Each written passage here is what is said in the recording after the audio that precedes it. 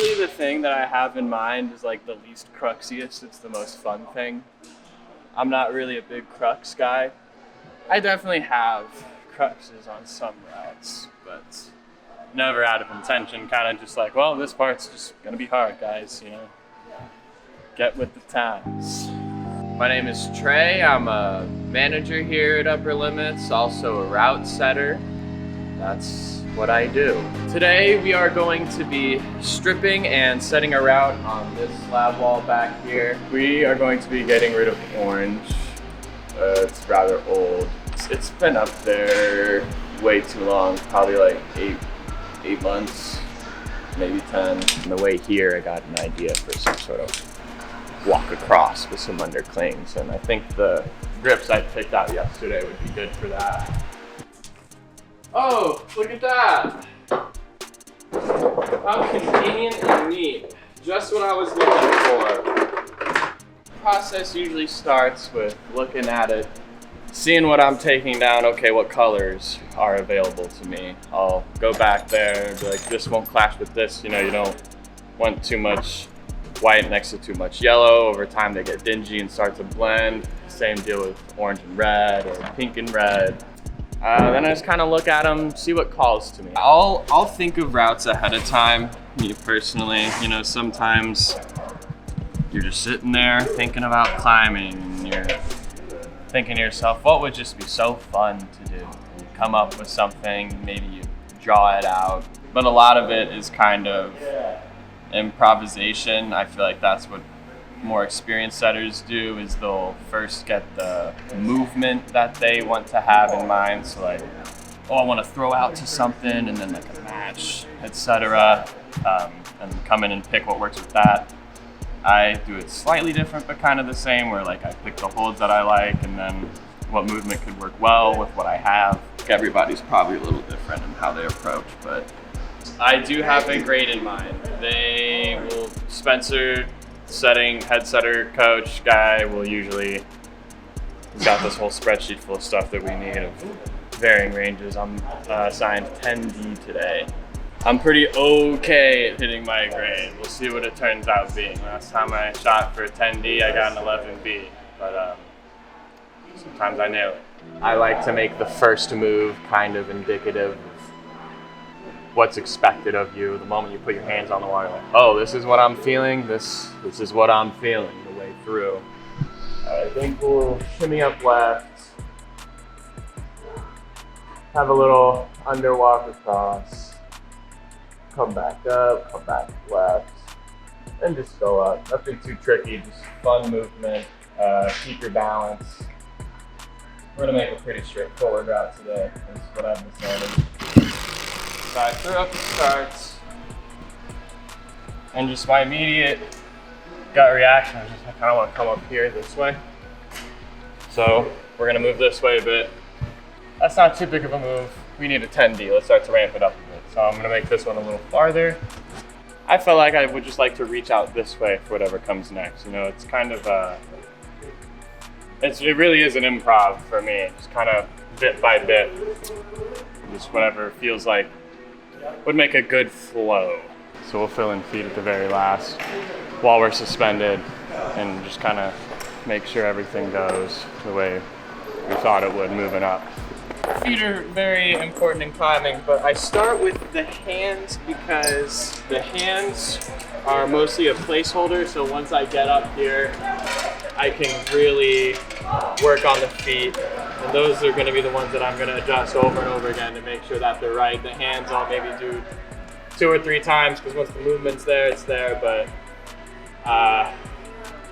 you know, you kind of want to spend a good amount of time on the feet. So I save that for when I'm coming down and got plenty of time to work on it. It makes me feel good when people either climb their route exactly the way I envisioned, or in a way I had not predicted that they would climb it. So pretty much like my perfect pupil or my maverick pupil. It's just the feet. I don't know exactly where I want them to be. I'm just gonna have to get some climbing shoes on and tweak it later.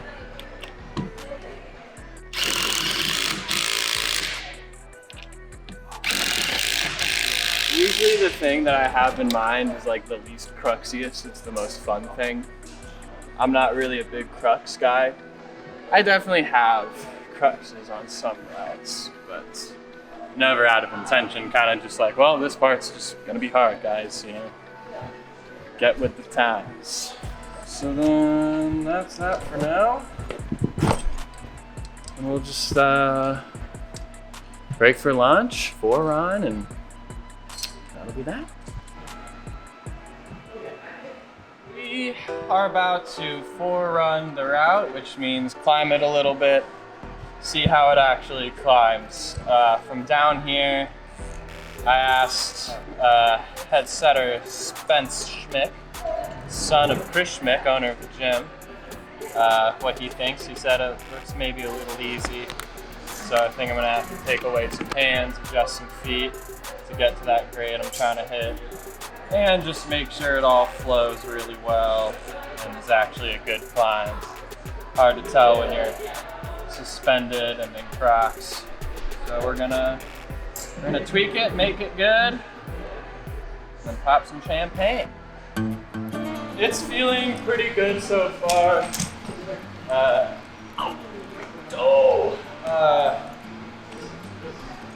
Everything's going to plan. Got rid of a lot of stuff. It was a little busy, but this section right here, like I'm pretty tired and it's pretty easy for me to do, which means it probably needs to be a little harder.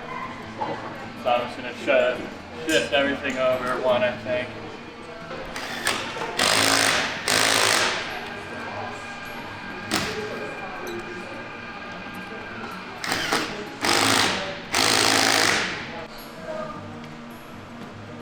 Joel, more experienced route setter than I, is gonna get a fresh pair of feet on this and let me know what could possibly be improved.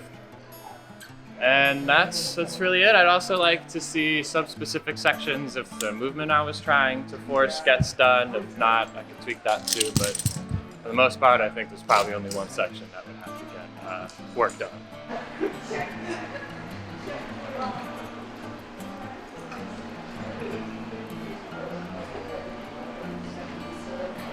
Went good. Pretty good. I liked it. The hold by the blue slipper I didn't use at all. It's really kind of unnecessary. That right, like Yeah. low. You can move it as a closer under thing, and then you can bump out instead. So that way it's like more accessible for if your wingspan is not as wide. That's about it. You can do that too. Yeah. I mean, I could just probably no hands most of that section, but for the grade, it's like fine. Okay. Sounds good. Probably 10 BC. But